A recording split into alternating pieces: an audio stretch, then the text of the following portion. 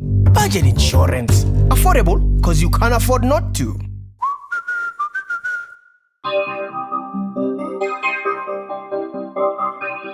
Hello, welcome to Cars.coza. This is another car review with myself, Ciro de Siena. Before I get started, remember, Cars.coza is the best place to find your next car. We have the largest selection of used and new cars available anywhere in South Africa. Check it out. Let me know what you find. Right, here we go. The review that everyone has been asking for. Literally, I've received hundreds of requests for this. We've been waiting a while for a test car. We've got one now in Cape Town. Here we go, a review of the new Haval Jolion.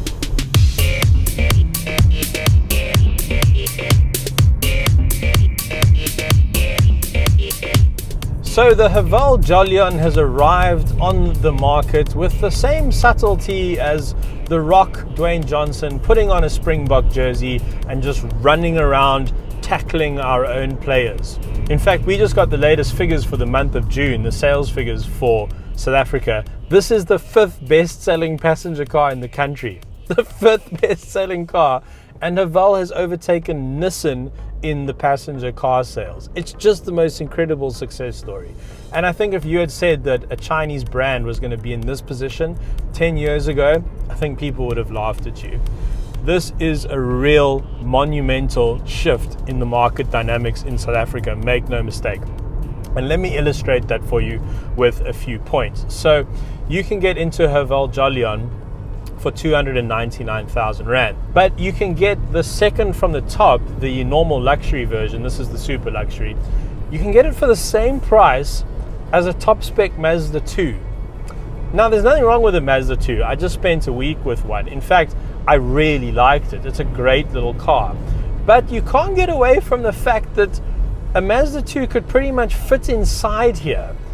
This is a lot of car for your money, and it's kind of destroyed every notion of segments and pricing that we have and that we as car journalists use to make sense of the market. You know, we're talking Polo money here. This is pretty much the same price as a Polo, and you're getting a top spec SUV. It's blowing my mind. It's scrambling my brain. There's nothing in my sort of motoring journalist head which can help me make sense of what's going on here.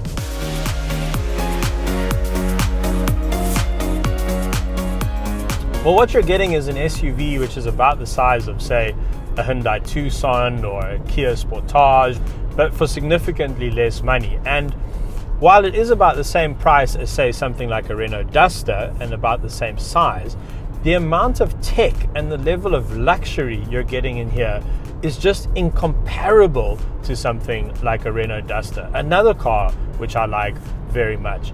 And to illustrate that, I went onto BMW's configurator and I started with the X1, which is a slightly smaller car than this. And maybe it's not fair to compare it to an X1, but I mean, just for a cost exercise, I went through the configurator. I put in every single option which this car comes with, some of which actually you can't get on a BMW, like lane center keep assist. And that X1 came to 774,000 Rand. Almost double what this Haval Jolion super luxury costs.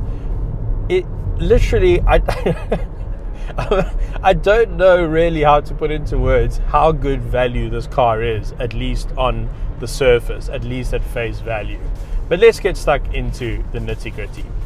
So as I mentioned, pricing starts at 299. I'm in the top spec, which is 398. The second from the top is 24,000 Rand cheaper. But I would like to make a strong case for going for the super luxury over the luxury.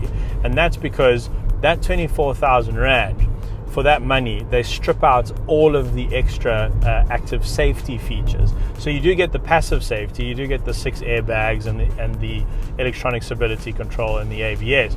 But for that extra money, you get an incredible suite of active safety systems. Under the bonnet, you're getting a 1.5 litre turbocharged 4-cylinder, which is largely carried over from the H2. It's got 105 kilowatts, 210 Newton meters. Now that torque figure is quite low. It's actually a little bit less than what you'd get from a 1 litre turbo Volkswagen Polo. But there are Toyota RAV4s on the market with the same torque figure as well. So it's not necessarily out of whack with the rest of the market. Now, the engine represents one of the downsides for me for this car, one of the very few downsides, in that it is quite thirsty. The claimed figure is 7.5 liters to the 100, but we can't really get it below 12, and that is definitely above average for a car in this segment. Other than that, I have almost no problems with this car.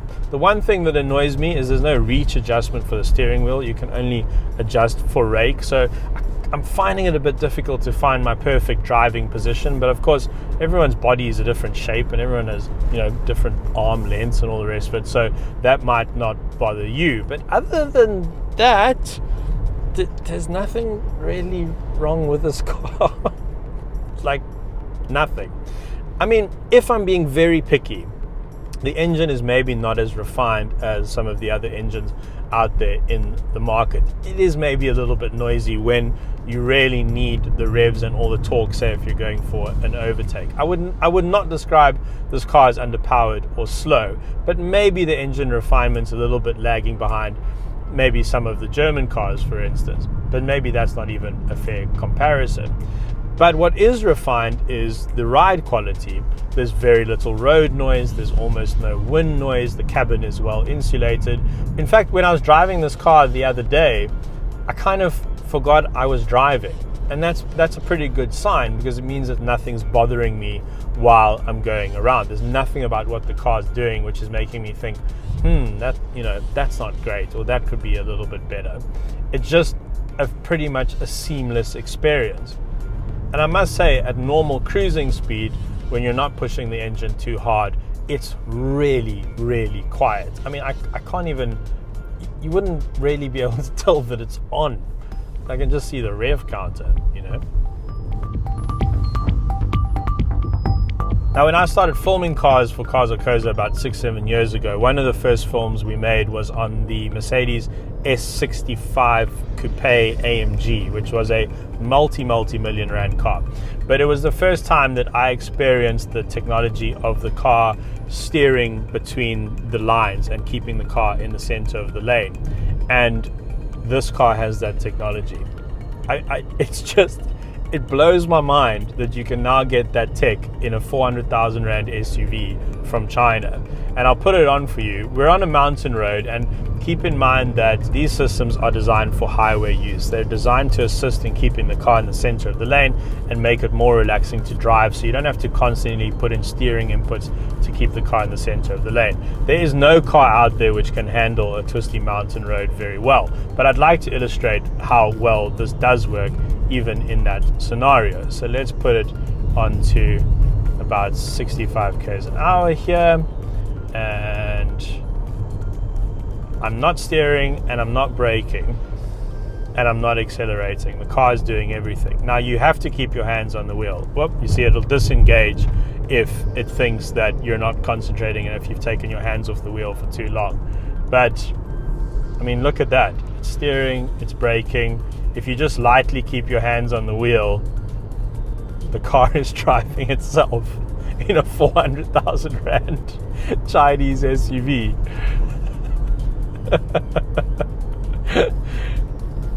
That is a spooky feeling.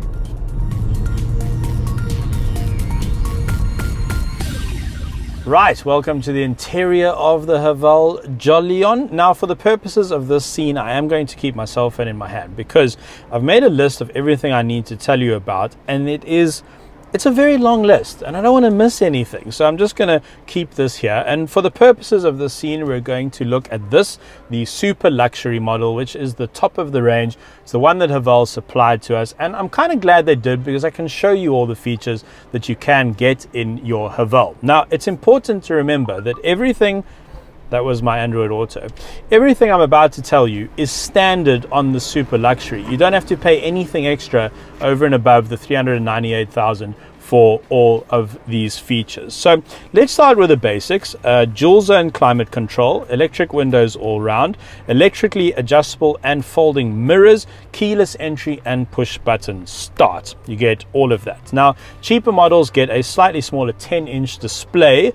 This one has the massive 12.5-inch tablet, and the controls are super minimal. I mean, to give you an example, the only place you can control the volume is on the steering wheel. There's no volume knob anywhere. In fact, this is a very knob-free environment. It's very knobless in here. Very minimal design on the dash. One of the things that annoys me a little bit is that your aircon controls are touch sensitive, and if you just lean your hand on it, so say you want to change your radio, you lean your hand on the aircon and boom, the aircon controls come down, so you need to swipe those out of the way. That's a little bit frustrating. I mean, you'd get used to it.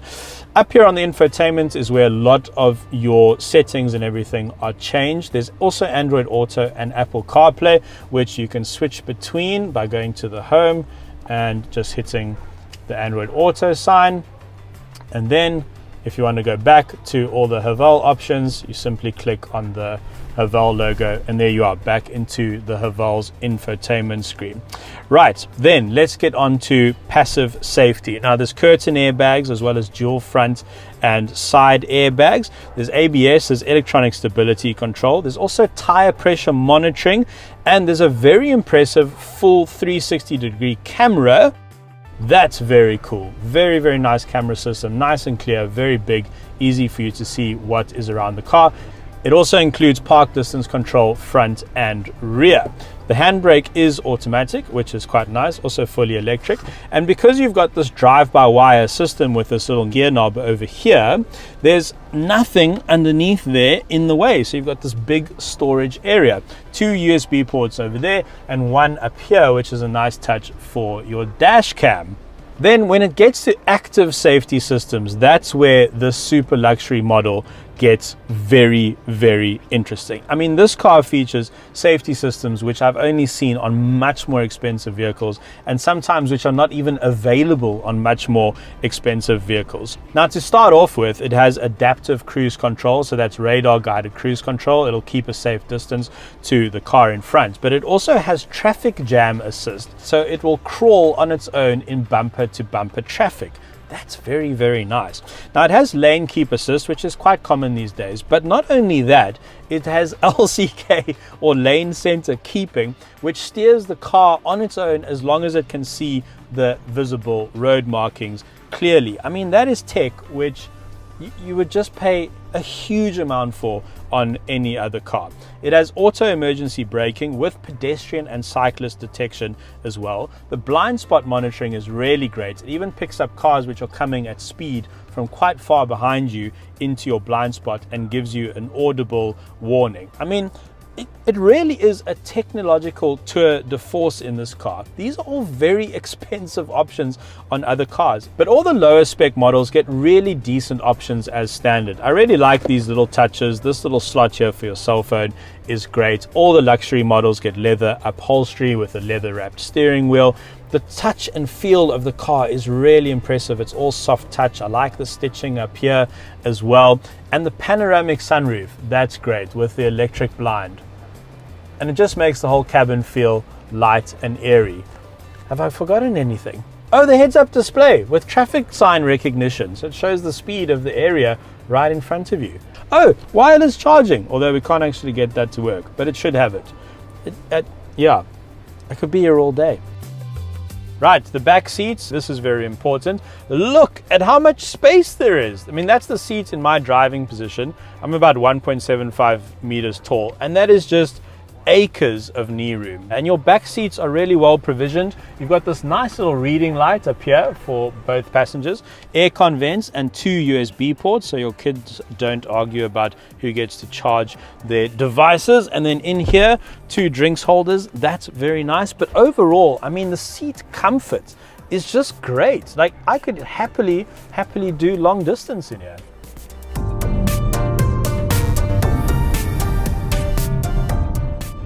So there are 5 trim levels that you can choose from. There's only one engine, there's 2 gearboxes. There's a 6-speed manual, or this, a 7-speed automated dual clutch transmission.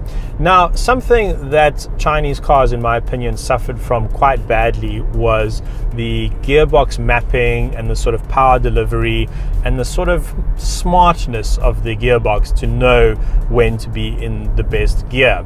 And that has been sorted for this car. It is a really seamless driving experience. You never think, oh my gosh, that gearbox could have done that a bit better, you know? So that's improved a lot.